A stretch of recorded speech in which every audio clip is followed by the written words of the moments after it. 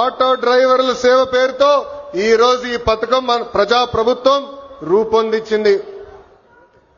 నేనెప్పుడు తిరుగుతున్నప్పుడు ఆటో వెనకాల ఉన్న మీరు ఏదైతే రాస్తారో చదువుతా ఉంటా. ఒక కొటేషన్ నాకు బాగా నచ్చింది.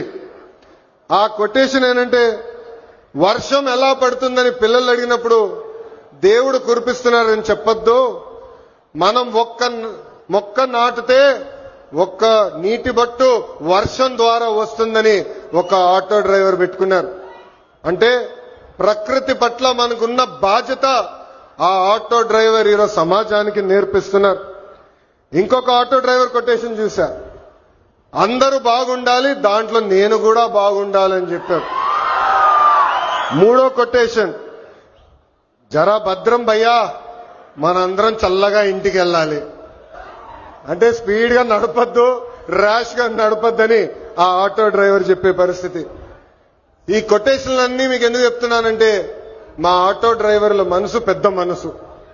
ఎవరన్నా బ్యాగ్ మర్చిపోతే తిరిగి వాళ్ళకి అందిస్తారు, ఎవరన్నా పొరపాటున సెల్ ఫోన్ మర్చిపోతే వాళ్ళ ఇంటికి చేర్చుతారు. అంతేకాదు, విలువైన వస్త్రాలు దొరికితే ఏకంగా మా పోలీస్ సోదరులు దగ్గరికెళ్లి డబ్బులో లేని వస్త్రాలు దొరికినాయి, ఇది మీరు జాగ్రత్త వాళ్ళకి చేర్చాలని చెప్పే పెద్ద మనసున్న వ్యక్తులు మా ఆటో డ్రైవర్లు. ఆటో వెనుక నవ్వు తెప్పించే కొటేషన్లు కూడా ఉన్నాయి స్వామి. అప్పు చేసి కొన్నాను, నన్ను చూసి ఏడవద్దు అని చూశావిడు. అప్పు చేసి కొన్నాను, నన్ను చూసి ఏడవద్దు. ఇంకోటి, హాయని ఆశ పెంచొద్దు, బాయని బాధ పెట్టద్దు. అంటే ఎప్పుడు ఆటో వెనకాల బండి ఉంటే నవ్వుతూ ఉంటాం. సమాజం పట్ల మాకున్న బాధ్యత తెలుస్తుంది. ఎన్ని సమస్యలున్నా, ఎన్ని ఇబ్బందులున్నా నవ్వుతూ ఆదరిస్తారు మా ఆటో డ్రైవర్లు. అందుకే యువగలం పాదయాత్రలో ఆటో డ్రైవర్లతో ప్రత్యేకంగా నేను సమావేశం ఏర్పాటు చేసుకున్నా.